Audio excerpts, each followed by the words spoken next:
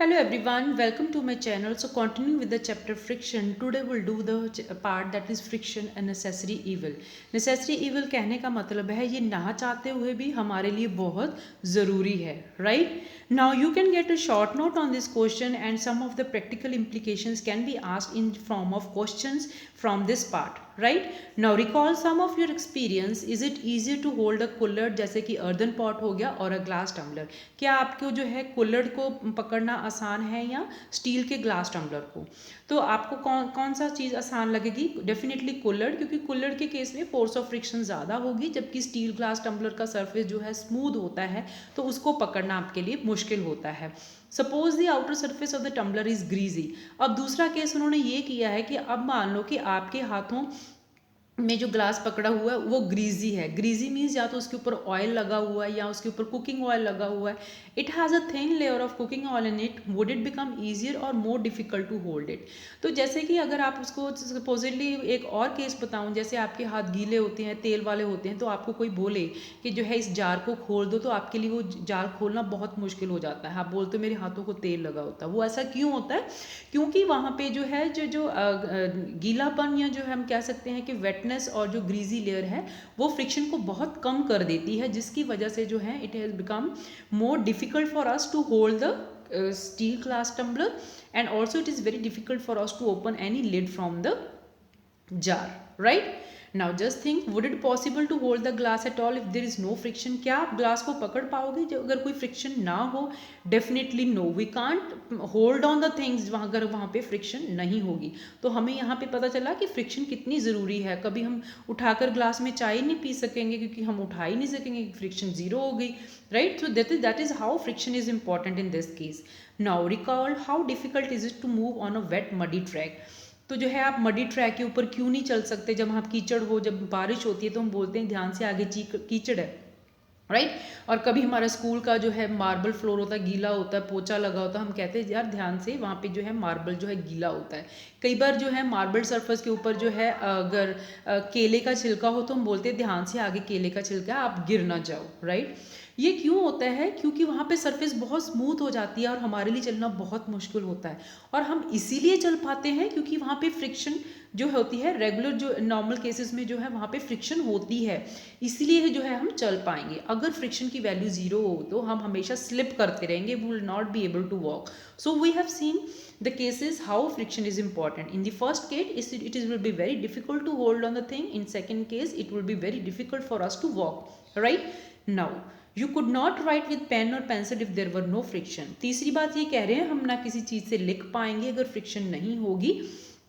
जब आपकी टीचर जो है लिखने की लिखती हैं ब्लैक बोर्ड के ऊपर with the chalk on the black board, it's rough surface rubs off some chalk particle which stick to the black board. जैसे कि ये ब्लैक बोर्ड है, आपकी टीचर जब लिखती है तो इस जो चॉक होता है ना, उसकी सरफेस थोड़ी थोड़ी जो है इस जो है इंडेंटेशन जो ब्लैक बोर्ड की रफ सरफेस होती है उसके बीच में फंस जाती है. और यही जो फंसा हुआ जो चॉक है वो आपको एक शब्द या वर्ड दिखता है.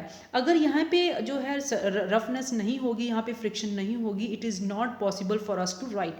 सो in the first case we discuss it is very important for us to hold on the things. ये हमारी मदद करती है, हमें होल्ड ऑन द थिंग, हमें चलने में मदद करती है. तीसरा हमें जो है लिखने में मदद करती है, right? Could it happen if there were no friction between the chalk and the board? क्या ये पॉसिबल हो पाएगा अगर चॉक एंड बोर्ड के बीच में फोर्स ऑफ फ्रिक्शन जीरो हो जाए? तो it will be not possible for us to write on the board if there is the value of friction is zero. Now if an object start moving it would never stop if there were no friction. हमने chapter के beginning में ही बोला था अगर हम किसी चीज़ को जैसे बॉल को थोड़ा सा हिट करते हैं तो वो धीरे धीरे रुक जाती है. वो क्यों रुक जाती है? क्योंकि एक फोर्स है जो उसके मोशन को अपोज करती है, जिसकी वजह से जो है वो मूविंग ऑब्जेक्ट है इट कम टू रेस्ट. अगर ये फ्रिक्शन ना होती, अगर ये फोर्स ना होती तो ये ऑब्जेक्ट कभी भी रेस्ट पे नहीं आएगा. Had there been no friction, अगर फ्रिक्शन ना हो कहाँ पे? Between the tyres of the automobiles and the road. तो यही जो फोर्स ऑफ फ्रिक्शन है कहाँ पे काम कर रही है? Between the tyres of the automobile. जितनी भी गाड़ियाँ हैं उनके कार के उनके टायर के ऊपर आपने देखा होगा ना कि जो बड़ी बड़ी जो भी टायर्स होते हैं उनके सरफेस कितने रफ होते हैं, और जो है रोड की सरफेस भी रफ होती है। दे कुड नॉट स्टार्टेड और स्टॉप्ड और turn to change the direction of motion. अगर फ्रिक्शन जीरो हो जाएगी ना तो हम जो है ऑब्जेक्ट को चला पाएंगे, अगर चल पड़ा तो हम उसको रोक नहीं पाएंगे, ना ही उसकी डायरेक्शन चेंज कर पाएंगे। You could not fix a nail on the wall. जो है फ्रिक्शन है यहाँ पे भी बहुत इंपॉर्टेंट रोल करती है कि जो है it helps in the fixing of nails on the wall. If had there be no friction would not be able to press और fix this nail into the wall, as you can see in the figure 12.7. Now without friction no building could be constructed. इसके बिना जो है हम building भी नहीं construct कर पाते हैं। So these were the some of the few positive aspects. It help us to hold on the thing, it help us to move, it help us to write on the board, it help us to fix the nail into the wall, it help the automobiles to move on the road, right. ये सब चीज़ें जो हैं ये जो इसकी positive aspects हैं। क्योंकि हमने ये डिस्कस किया कि friction is a necessary evil, तो कुछ उसके डिसएडवांटेजेस भी होंगे। So it can be asked right some of the advantages of the friction, right some of the disadvantages of the friction. So today now will discuss about the disadvantages of the friction. On the other hand friction is an evil. जो friction है बुराई है। कैसे? It wears off the materials whether there are screw, ball bearings और souls of the shoes. जैसे कि आप figure 12.8 में देखते हो, जैसे ही आपके नए शूज़ होते हैं तो इसके ऊपर जो है इस तरीके के जो है इंडेंटेशंस होती हैं, ताकि ये जो शूज़ है उनका सरफेस रफ बन सके और जो है आपकी चलने में जो है सहायता कर सके। लेकिन विद टाइम क्या होता है, जैसे ये शूज़ घस जाता है विद टाइम ये जो इंडेंटेशंस खत्म हो जाती हैं, जैसे कि आप फिगर में देखते हो, तो ये सरफेस स्मूथ हो जाता है, आपके गिरने के चांसेस बढ़ जाते हैं। तो क्या हुआ, आपका शूज़ घिस गया, राइट। तो फ्रिक्शन ने क्या किया, आपके जो शूज़ का तलवा था उसको घिसा दिया। इसी तरीके से स्क्रू होते हैं, बॉल बेयरिंग्स होते हैं, इनको जो है ये जो वियर ऑफ कर देती है, इनको घिस देती है।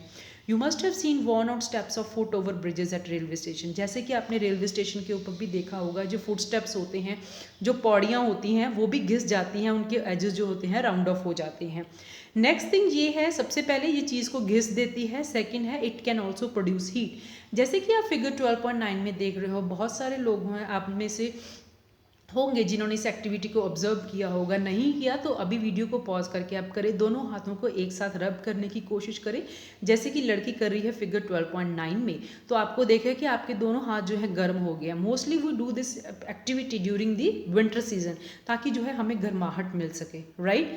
Now how do you feel, हमें गर्माहट महसूस हुई, मीन्स फ्रिक्शन क्या करती है, produce heat.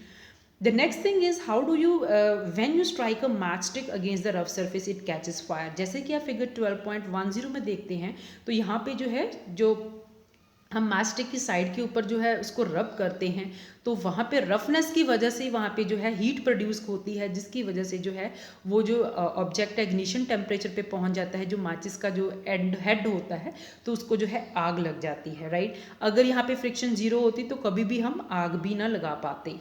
You might have observed that the jar of a mixer become hot when it is run for a few minutes. You can cite various other example in which friction produces heat। हाँ, जैसे कि आपने घर पे देखा होगा, जब mixie चलती है ना, ग्राइंडर चलता है, तो वो थोड़ी देर बाद गर्म हो जाता है। In fact, when a machine is operated, heat generated causes much wastage of energy। बहुत सारी मशीनें हैं जब वो चलती हैं तो उनमें जो है हीट जनरेट होती है, क्योंकि उनके पार्ट्स जो हैं एक दूसरे के साथ रब होते हैं, तो जिसकी वजह से जो बहुत सारी ही वेस्टेज ऑफ एनर्जी होती है। तो हमने क्या जाना, डिसएडवांटेजेस में क्या होगा, एक तो ये चीज़ों को घिस देती है, mean it leads to the worn out of the material. दूसरा, ये हीट प्रोड्यूस करती है। तीसरा क्या करती है, जैसे कि हमने ये देखा कि जो है वेस्टेज ऑफ एनर्जी बहुत ज़्यादा होती है। Now we shall discuss the ways of minimising friction in the following section. तो in the next video will discuss about how to increase the friction and how to reduce the friction. Thank you so much for watching.